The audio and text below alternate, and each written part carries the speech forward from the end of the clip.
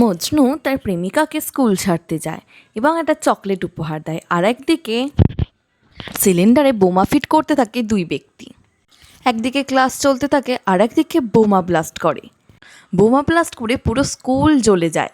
তারপর সব বাচ্চারা ছুটে ছুটে বেরোতে থাকে এবং সেটা সাইকেল চালাতে চালাতে মজনু দেখতে পায়। সে স্কুলের কাছে যায় তার গার্লফ্রেন্ডকে দেখতে, কিন্তু সে আর দেখতে পায় না। তার গার্লফ্রেন্ড ভেতরে আটকে পড়ে। তারপর সে তার গার্লফ্রেন্ডকে ভেতরে ঢুকে উদ্ধার করে এবং কোলে করে বের করে নিয়ে আসে এবং সে খুবই অসুস্থ হয়ে পড়ে। মজনু এক ডাক্তারের কাছে গিয়ে রিকোয়েস্ট করে তাকে দেখার জন্য। সে দেখতে অস্বীকার করে, উল্টে তাকে মারধরও করে। আর এক ডাক্তারের কাছে গিয়েও সে রিকোয়েস্ট করে, সেও দেখতে অস্বীকার করে।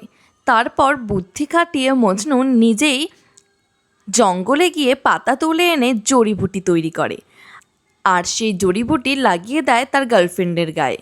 আর সেই জড়িবুটির জোরেই সে আবার জেগে ওঠে। এটাই বোঝা যায় ভালোবাসার জোর থাকলে সব কিছুই সম্ভব।